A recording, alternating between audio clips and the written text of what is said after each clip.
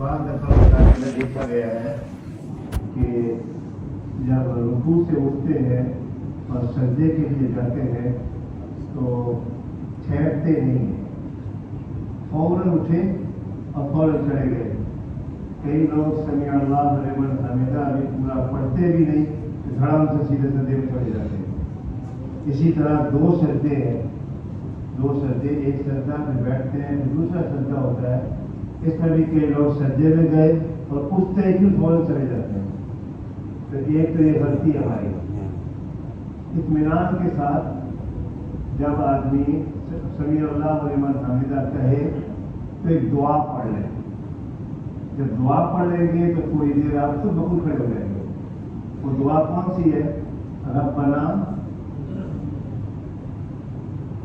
مجھے کہ جب سناتا ہے نا آپ کو، ربنا ولک الحمد حمدا کثیرا طیبا مبارکا فیہ۔ یاد ہو جائے تو ٹھیک ہے، نہیں یاد ہو کتاب میں پڑھ لیں، نہیں تو کم از کم سمیع اللہ لمن حمدہ ربنا ولک الحمد، تو تھوڑا سا کھڑا ہونے کا موقع مل جائے گا۔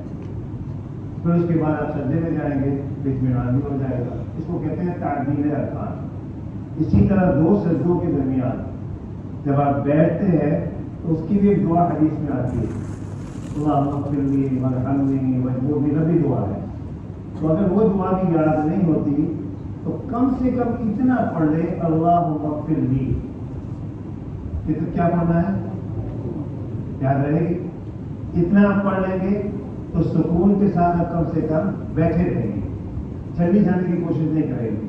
تو یہ اگر عادت بنا لیں گے نا ہم اپنی کہ میں نے رکوع سے اٹھنا ہے تو یہ دعا پڑھنی ہے، سجدے سے اٹھنا ہے تو یہ دعا پڑھنی ہے، تو آپ کا تعدیل ارکان صحیح ہو جائے گا، آپ کا رکوع بھی صحیح ہو جائے گا، اور دو سجدوں کے درمیان میں بیٹھنا بھی صحیح ہو جائے گا۔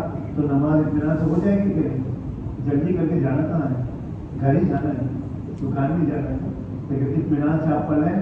یہ دعا یاد رکھیں گے، رکوع کے بعد اٹھے تو سمیع اللہ لمن حمدہ ربنا ولک الحمد، اور دو سجدوں کے درمیان میں بیٹھیں تو کہیں اللہم اغفر لی۔ اللہ اکبر کہنا ہے، اللہ گھر میں بھی نماز پڑھے، گھر میں نہیں کدھر پڑھے، گھر میں بھی پڑھے تو سجدے سے اٹھے تو اللہ اکبر، پھر اللہم اغفر لی، پھر اس کے بعد اللہ اکبر۔ ٹھیک ہے؟ اللہم صلی علی سیدنا محمد وعلی آلہ سیدنا مولانا محمد وبارک وسلم۔ اللہ پاک رات کی خیر اور بھلائی ہم سب کو عطا فرمائے۔ اللہ پاک رات کے شر، اس کی برائیوں سے ہم سب کی حفاظت فرمائے۔ اللہ ہمارے جتنے بھی بیمار بھائی ہیں، بہنیں ہیں، ہاسپٹل میں ہیں، گھر میں ہیں، اللہ کو سب کو صحت سلامتی نصیب فرما، ہر ایک کی بیماری کو دور فرما۔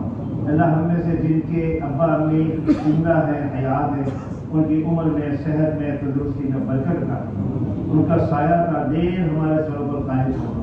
اور اللہ پاک جو ہمارے ماں باپ تیری رحمت میں جا چکے ہیں، اللہ پاک تو سب کی بار بار مغفرت کرو۔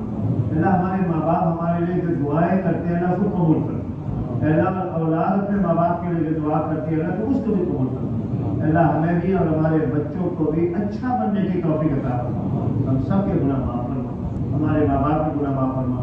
اللہ پاک ہمارے رزق میں خوب برکت عطا فرما، رزق میں وسعت عطا فرما۔ ہم سب کی تنگی کو دور فرما، مال کی تنگی کو دور فرما، غربت کو دور فرما۔